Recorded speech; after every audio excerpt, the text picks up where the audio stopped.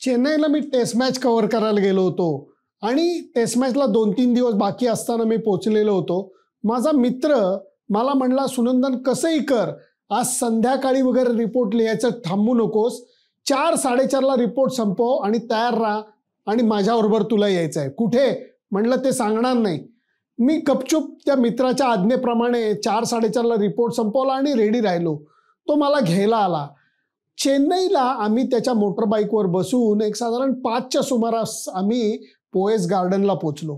Poes garden म्हणजे जिथे जयललितांचा बंगला आहे, जिथे रजनीकांतचा बंगला आहे आणि तिथे गर्दी प्रचंड होती. आम्ही अलीकडेच 1 किलोमीटरभर अगोदर मोटरबाईक लावली, चालत चालत तिथे गेलो आणि दृश्य बघण्यासारखं होतं. हत्ती होता. हत्तीच्या पाठीवरती चांदीची अंबारी होती. रजनीकांतच्या घरातनं एक सिनेमाचं स्पूल, एक मोठं रीळ त्या हत्तीवरती पूजा करून वरती चढवलं गेलं. त्याच्यानंतर एक 1.5-2 किलोमीटरची मिरवणूक निघाली, ज्याच्यात आम्ही मागं उभं राहून सहभागी झाल्यासारखे झालेलो होतो. आणि मग जवळच्या एका थिएटरच्या इथे ती मिरवणूक संपली. अर्ध्या पाऊण तासाचीच मिरवणूक. त्याच्यानंतर परत एकदा गुरुजी आले, ते रीळ त्यांनी रिसीव्ह केलं, त्याची पूजा केली. मग रेड कार्पेट होतं आणि रेड कार्पेटवरनं 2 जणांनी ते रीळ आत घेऊन गेले. मग ते रीळ आत गेलं. मग सगळे प्रेक्षक आत बसले, ज्याच्यामध्ये मी आणि माझा मित्र सुद्धा होतो. आणि त्याच्यानंतर शिवाजी नावाचा सिनेमा चालू झाला. ओ का ठो मला कळत नव्हतं, कारण तो अर्थातच लोकल लँग्वेजमध्ये होता. पण ज्या वेळेला रजनीकांतची एंट्री झाली, विश्वास ठेवा माझ्यावरती, 90% प्रेक्षकांनी आपापली खुर्ची सोडलेली होती. कुणी ओरडत होतं, कुणी कपडे फाडत होतं, कुणी बघून नमस्कार करत होतं, कुणी त्या 2 खुर्च्यांमधल्या ॲलीमध्ये जाऊन लोटांगण घालत होते. लोक बेभान झालेले होते. आज हा प्रसंग सांगण्याचा मतलब असा आहे, अशीच काहीशी अवस्था सिनेमा थिएटरमध्ये नाही, क्रिकेटच्या थिएटरमध्ये बघताना मिळते. आणि ते म्हणजे चेपॉक स्टेडियम. काय त्या महेंद्रसिंग धोनीची क्रेज आहे. लोक म्हणतात हा सुद्धा थला आहे. म्हणजे रजनीकांत नंतर महेंद्रसिंग धोनीला चेन्नईच्या लोकांनी जे काही स्थान आपल्या हृदयामध्ये दिलंय ते अक्षरशः अविश्वसनीय आहे. प्रॅक्टिसला याच्या 50-50 हजार लोक जमतात आणि बेन स्टोक्स हा अक्षरशः असा बघताना दिसत होता की हे काय हे फॅन पोलिंग आहे.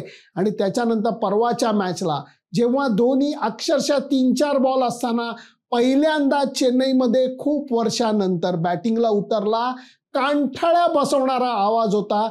कॉमेंटेटर्सना कॉमेंट्री करता येत नव्हती, इतका तो आवाज मोठा होता. आणि त्याच्यानंतर पहिल्या 2 बॉलवरती धोनीने 2 सिक्सर मारले आणि लोक अजून खलास झाले, अजून वेडे झाले. पण तो सामना धोनीने जिंकून सुद्धा तो समाधानी नव्हता. त्यांनी काहीसा कधी न दाखवणारा राग व्यक्त केला. आणि हा राग व्यक्त करताना तो म्हणला, नो बॉल आणि वाईड बॉल जर का आम्ही रोखले नाहीत तर आमची नौका ही खाली जाणार आहे आणि कदाचित त्या बॉलर्सना दुसऱ्या कॅप्टनशिपच्या अंडर खेळायला लागेल. इतकी स्ट्रॉंग प्रतिक्रिया धोनीनी फार क्वचितच दिलेली आहे. कारण साधं आहे, 20 ओव्हरचा सामना आहे. तुम्ही जर का एवढे नो बॉल वाईड बॉल टाकले तर 2.5 ओव्हर तुम्ही समोरच्या संघाला जास्त टाकता. त्याच्याबरोबर त्या 2.5 ओव्हरचे तुम्हाला जवळजवळ 15 रन्स तुम्ही जास्त देता. याच्यामध्ये जेव्हा फ्री हिट असते तेव्हा आऊट होण्याची भीती नसते. ही गोष्ट करून चालणार नाही. चेहर ज्याच्याकडे अनुभव आहे आणि त्याच्याबरोबर हंगरगेकर आणि त्याच्याबरोबर तुषार देशपांडे हे तिन्ही बॉलर्सना ही चूक आता सुधारायला लागेल. धोनी असा चिडत नाही. चेन्नई सुपर किंगनी पहिला सामना गमावला, दुसरा सामना जिंकला, परंतु तो सुद्धा एवढा मोठा धावफलक उभारून सुद्धा शेवटी त्यांना थोडीशी गडबड झालेली दिसलेली होती. त्यामुळे आता ही जी IPL सुरुवात झालेली आहे, या IPLच्या सुरुवातीला आपल्याला संघ हे हालताना दिसत आहेत. ह्याच्यामध्ये मी मागच्या ब्लॉगमध्ये म्हटलं होतं की काही संघ असे दिसत आहेत की जे स्थिरस्थावर आले. गुजरात टायटन्स आणि त्याच्याबरोबर राजस्थान रॉयल हे जिंकले म्हणून मी म्हणत नाहीये, हे प्लीज लक्षात घ्या तुम्ही. मी एवढ्या करता या 2 टीमचा स्ट्रॉंगनेस म्हणतोय. काही प्रमाणात RCBचा सुद्धा आहे, काही प्रमाणात चेन्नईचा सुद्धा आहे. पण ह्या 2 टीमचा आशा करता की त्यांच्याकडे समर्थ पर्याय असताना मला दिसत आहेत. फास्ट बॉलर्स बरोबर चांगले स्पिनर्सही दिसतात. तुम्ही म्हणा गुजरात GT मध्ये अक्षरशः एकच स्पिनर आहोत. एक्सक्यूज मी, तुम्ही राशिद खानला एक स्पिनर मानता? अहो तो म्हणजे संपूर्ण पलटण आहे, पठाणांची पलटण जणू काही तो आहे. त्याच्या 4 ओव्हर म्हणजे हक्काच्या 4 ओव्हर आहेत कुठल्याही बॉलर का कुठल्याही कॅप्टन करता, आणि ते सुख आता हार्दिक पंड्याला मिळताना दिसतंय. राजस्थान रॉयल्सच्याकडे जर का आपण पाहिलं तर एकीकडे ट्रेंट बोल्ट आहे आणि दुसरीकडे अश्विन आणि चहल सारखे बॉलर आहेत, आणि त्यामुळे तो संघ जास्त परिपूर्ण वाटतोय. अजून एक गोष्ट मला सांगायची वाटते की मुंबई इंडियन्सनी अल्झारी जोसेफ आणि ट्रेंट बोल्टला कसं सोडलं, कसं? कारण आता हेच 2 बॉलर्स धुमाकूळ घालताना दिसत आहेत.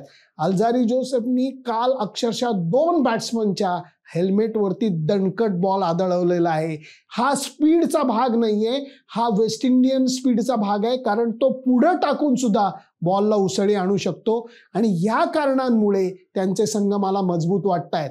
बॅटिंगचं उदाहरण घ्या की जीटीनी स्कोअर चेस करत असताना 4 विकेट त्यांच्या गेल्या, 2 विकेट 3 विकेट गेलेल्या असताना संघ थोडासा अडचणीत सापडलेला होता.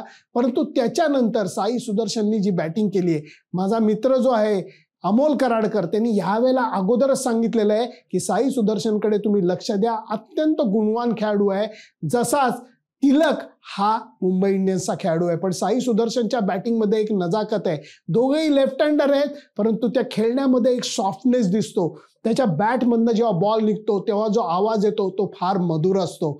म्हणून गेल्या सामन्यामध्ये साई सुदर्शनची बॅटिंग ही सगळ्यांच्या नजरेत भरणारी ठरलेली आहे. हे होऊन सुद्धा शेवटी त्यांच्याकडे समर्थ पर्याय उपलब्ध होते. डेव्हिड मिलरनी सामना संपवला आणि अजून तिवातिया बॅटिंगला यायचा होता. राशिद खान हा सुद्धा वेगळ्या प्रकारचा हेलिकॉप्टर शॉट मारतो, तो यायचा बाकी होता. या गोष्टी दाखवतात काय, तर जीटीकडे समर्थ पर्याय आहेत. खोलपर्यंत बॅटिंग आहे, खोलपर्यंत बॉलिंग सुद्धा आहे, आणि या बॉलिंगमध्ये शमीचा जो सहभाग आहे तो फार महत्त्वाचा आहे. हे काही क्रिकेटचे मुद्दे झाले. आता मी वेगळ्या मुद्द्यांवरती येतो. मी मागच्या वेळेला एक ट्विट केलेलं होतं की भारतीय मैदानं लांबनं जेवढी छान हिरवीगार दिसतात, प्रत्यक्षात तेवढी ती चांगली नसतात. बरीचशी मैदानं पाहिल्यानंतर मी हे उदाहरण देतोय तुम्हाला, आणि हक्काने देतोय, आणि हे माझं ऑब्झर्वेशन चुकू शकत नाही, कारण मी आज जाऊन या गोष्टी बघितलेल्या आहेत. बाहेर न दिसताना ही ग्राउंड चांगली दिसत असली तरी त्याच्यामध्ये पॅचेस आहेत. हे पॅचेस बऱ्याचशा वेळेला रेतीचे पॅचेस असू शकतात. त्याच्यामुळे परदेशी खेळाडूंना जी सवय लागलेली असते स्लाइड करायचा, डाईव्ह करायचा आणि बॉल उचलून फेकायचा, त्याच्यामध्ये स्लाइड करण्यासाठी तुम्हाला गवत सॉफ्ट लागतं, खालची माती चांगली लागते. जर ते तुम्ही सँडमध्ये करायला गेला तर तुमचा पाय फसतो, आणि तीच धक्कादायक गोष्टी ही आरसीबीच्या बॉलर टोपलीच्या बाबतीत होताना आपण बघितलेली आहे. म्हणून मला हात जोडून विनंती करायची वाटते परदेशी खेळाडूंना की भारतीय आउटफील्डवरती तुम्ही जास्त हिरोगिरी करायला जाऊ नका, नाहीतर ते तुमच्या अंगलटी येईल. नरेंद्र मोदी स्टेडियम अहमदाबाद हे एकच आउटफील्ड असं आहे की जे चहू बाजूला संपूर्णपणे मुळं खाली गेलेलं गवत असलेलं सुंदर आउटफील्ड आहे. बाकीच्या ठिकाणच्या आउटफील्डची मी खात्री देऊ शकत नाही. लांबनं कितीही चांगली दिसत असली तरी ही मैदानं तेवढी निगा राखलेली नाही आहेत. निसर्गाचा भाग आहे की इथं गवत हे किती येऊ शकतं, किती खोलवर जाऊ शकतं, किती मॅचेस सारख्या खेळल्या जातात, या गोष्टी लक्षात घेतल्या पाहिजेत. परंतु हे जे धोके आहेत हे IPLच्या सुरुवातीला दिसलेले आहेत. जर कुठल्या खेळाडूला इंजुरी झाली, माझा एक लाडका खेळाडू केन विल्यमसन बिचारा आता काही महिन्यांकरता बाहेर फेकला गेलाय गुडघ्याच्या दुखापतींमुळे.